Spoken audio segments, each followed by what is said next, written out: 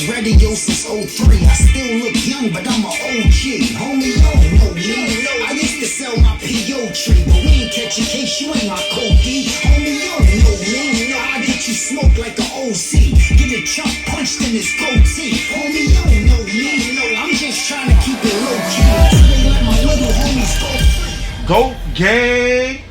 Goat gang. You already know what it is. Your boy Nas, the guy. Hip hop is real. We are back. You know what I'm saying? Bars is back. Cass, was good, man? How you been feeling? Good, man. Happy to be here. What's up with you? Everything's wonderful, man. I wanted to get into a few conversations, man. The battle rap community is missing the energy. You know what I'm saying? There's been a lot of crazy things going on, not just in the battle rap community, but in the hip hop community. First off, I want to, send condolences to Gillie and his family. You know what I'm saying? He just lost his son and everything like that. I wanted to, just ask you yourself, you know what I'm saying? What's your thoughts on just, because we was just in Philly. I was just in Philly with you. And we was just looking at the city. And we was like, damn, it's still crazy in the city and things like that. But you knowing Gillie for so many years, man, and hearing this tragic news, what's your thoughts?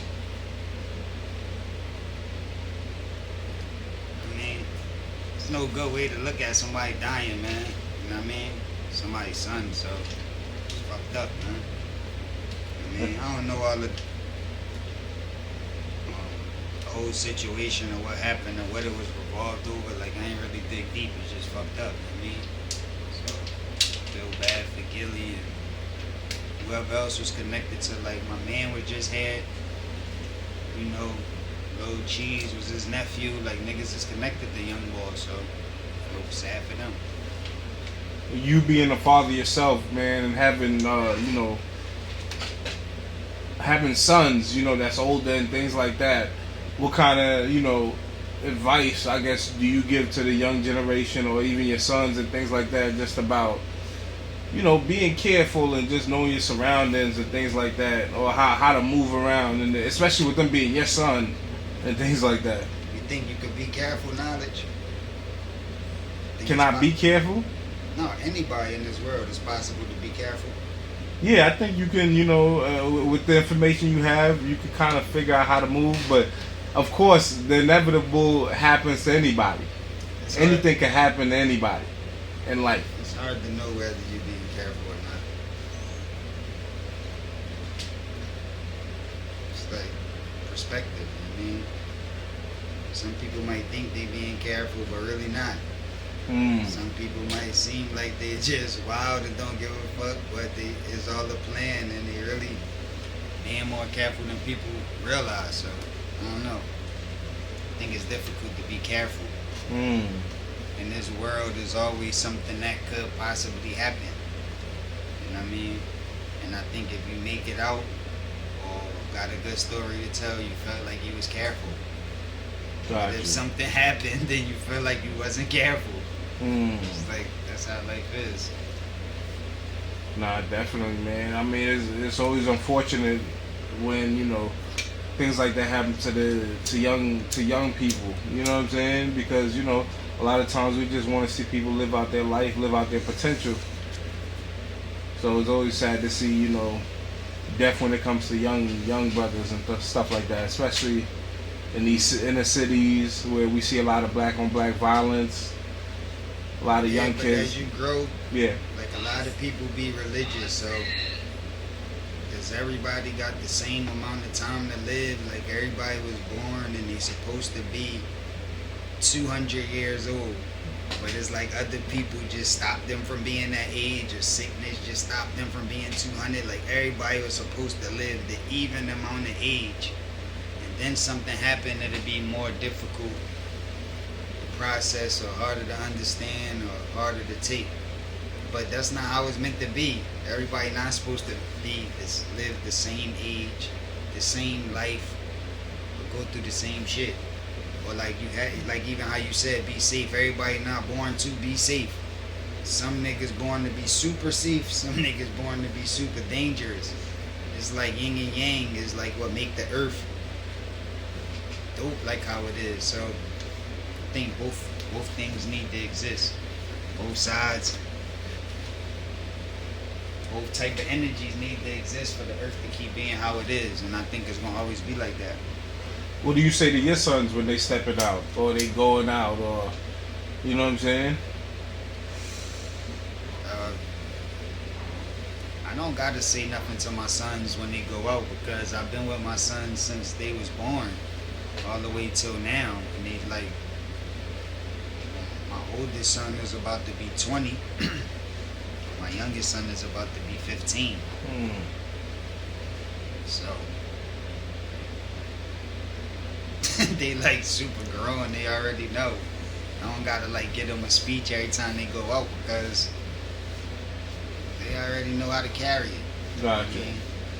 And then that, I mean, like, this speech ain't necessarily going to change what could potentially happen to your kids, man. You just got to raise them the best way possible. You know what I mean? Give them the Jews that you're supposed to give them during their life. You know, set the best example for them. And then they're going to have to make decisions how they make decisions, because just because you the parents don't mean you control their life. Like, it's like a simulation, and you don't control their video game. Gotcha. They playing their own game. You just the parent. You know what I mean? So you gotta let them play their game. But you want to give them the best foundation so that they can make better decisions than if they didn't have you around. But they still gonna grow up, do what they need to do, be where they want to be, go places where they want to go. And like I said, if they survive and they got good stories to tell and they come back like safe, then you feel like they played it safe and they did the right thing. But if they go somewhere and then something happened, people are like, why was he there? He shouldn't have been there. He shouldn't have did this. Like, it's a perspective, man. You know what I'm saying? Niggas that go to more dangerous hoods and give out stuff and give out book bags and fuck with niggas from the hood, and niggas be like, yo, that was real, that was crazy. Like, they wanted them to be there then. But niggas be there in a different predicament and something happened and they be like, yo, he shouldn't have been there. Kind of like Nipsey in a sense.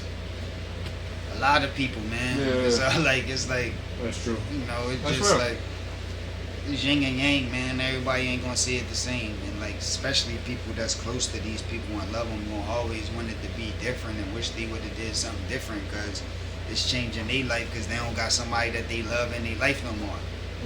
But it's life, man. You just gotta live it up to the fullest. You know what I mean? And have fun. Like earlier, before we did this interview, we were just talking about certain people's lifestyles and like, how would you rather live? Like, would you rather live to be 100, but live like a boring life, never traveled, never left your state, worked a 9 to 5, you know, might have went to the beach here and there, or did something like in your state, but ain't really do nothing, ain't really explore, ain't really see nothing, but you live nice and old and all that. You know what I'm saying? Or would you rather live half of that time, or to be 60 years old, 50 or 60, but you traveled the world and you partied a lot, and you know what I mean, got to be that nigga for a lot of them years. Gotcha. What would you rather do? And I don't know. Everybody ain't gonna make the same choice. Everybody ain't gonna answer that the same. Some niggas like, man, I'm good with a boring life. I just want to live and be old and see my kids get old and see my grandkids, and that's what they chose. They chose their avatar for that reason. But some niggas like, man, like, you know what I'm saying? Let me get this money and travel and be that nigga. Like, you know what I mean? Some niggas are willing to risk their life for less time than that.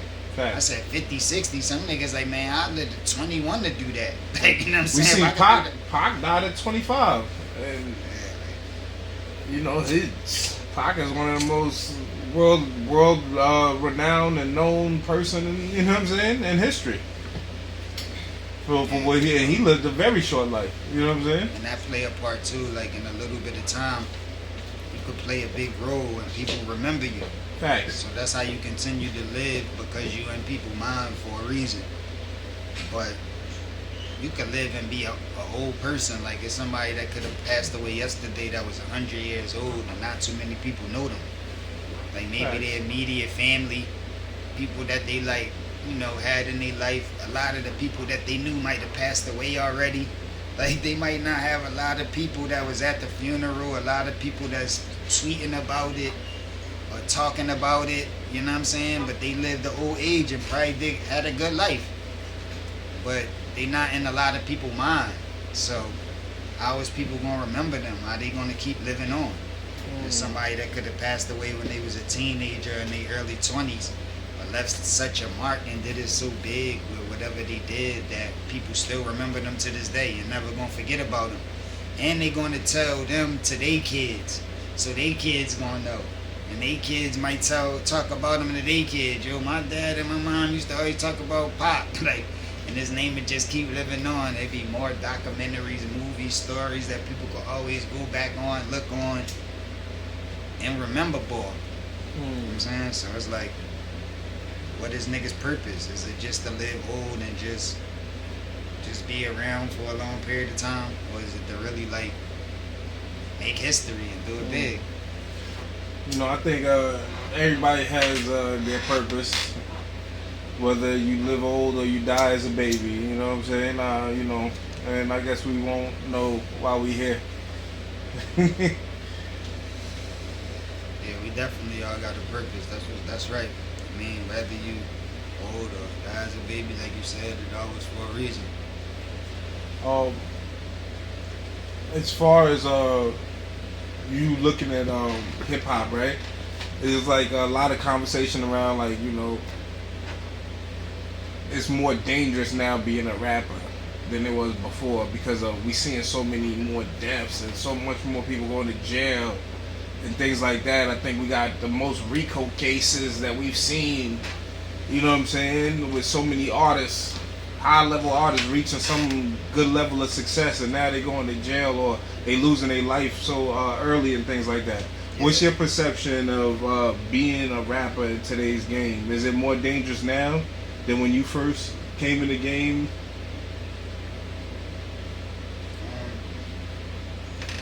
Yeah, of course. Like, when I came in the game, rappers was more protected.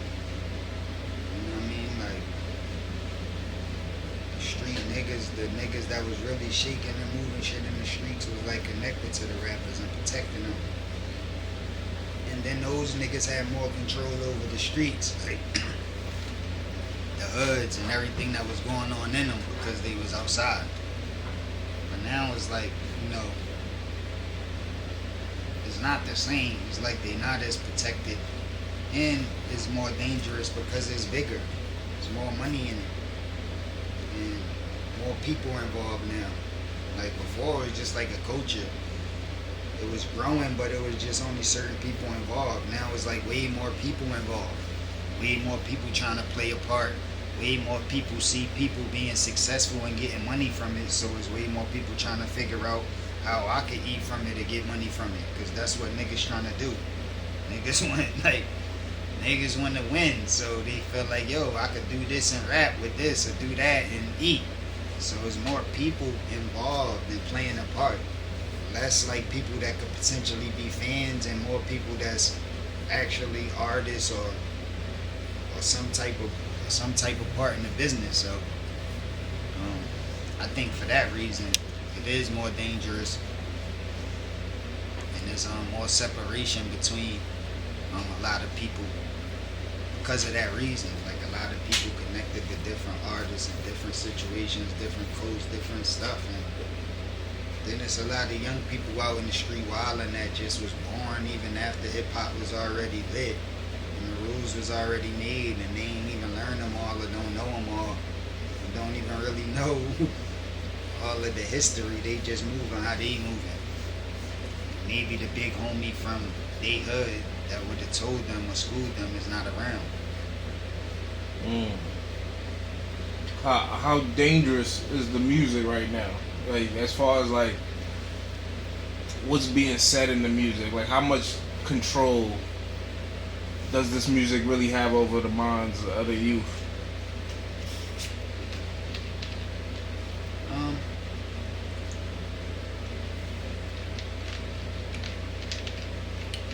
I feel like everything that you come across or you see gonna have some type of control over how you think. That's how you develop your thoughts from what you're able to see, experience, and what you hear, and all that. So I feel like it all play a part. You know what I mean? But